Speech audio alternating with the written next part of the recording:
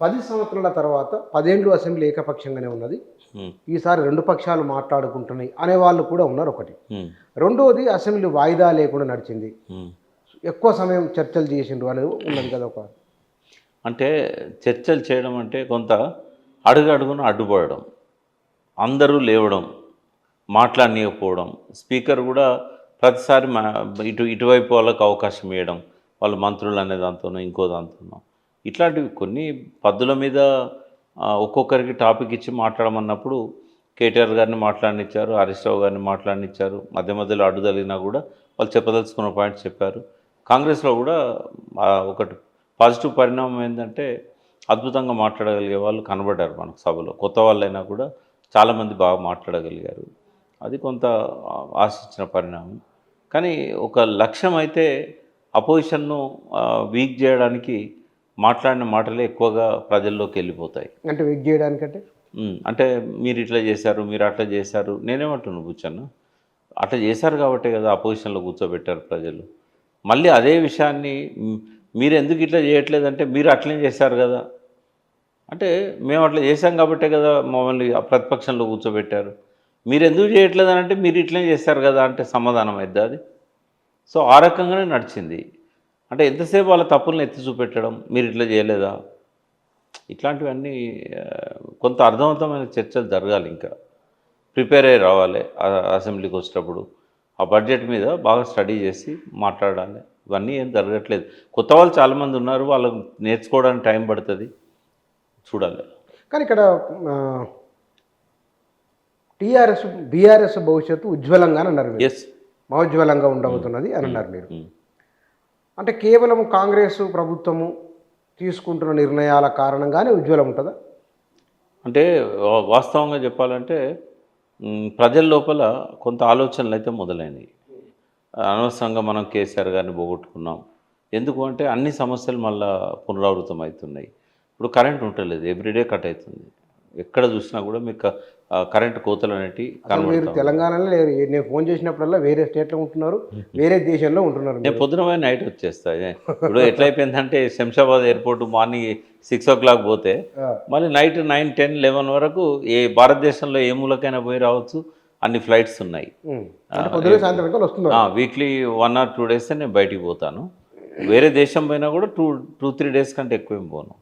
But నేను daily చూస్తున్నాను మా ఇంట్లో 3 phases ఉంటేనే లిఫ్ట్ నడుస్తుంది. 3 phases ఉండలేదు. తర్వాత మధ్యరాత్రి పవర్ పోతున్నది. ఈ అలవాటు పడ్డాం కదా, ఫ్యాన్లకు అలవాటు పడ్డాం. మధ్యరాత్రి పవర్ పోయేసరికి ఆ ఫ్యాన్ ఆగిపోతుంది, మేలుకొస్తుంది.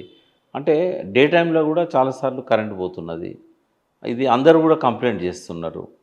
సరే పరిశ్రమల మీద ఎఫెక్ట్ ఎట్లుందో తెలియదు.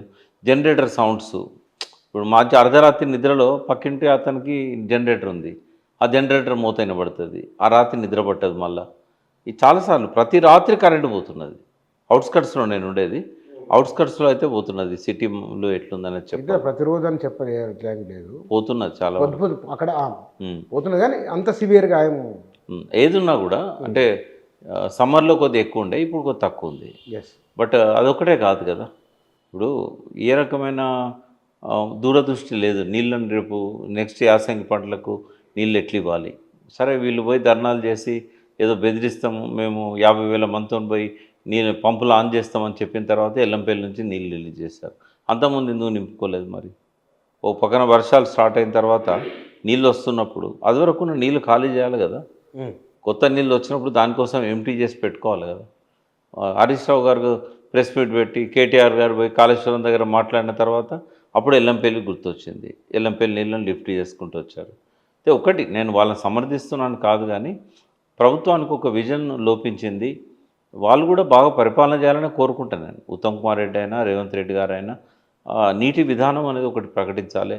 ఇప్పుడు నెక్స్ట్ యాసంగి పంటల గురించి ఇప్పుడే ఒక పాలసీ తీసుకోవాలి. ఇప్పుడు వర్షపాతం కొద్దిగా ఎక్కువనే ఉంది. ఇప్పుడు కృష్ణానదిలో అయితే బాగా నీళ్ళు వచ్చాయి. కృష్ణానది మొత్తం రిజర్వాయర్స్ అని నింపుకున్నారు.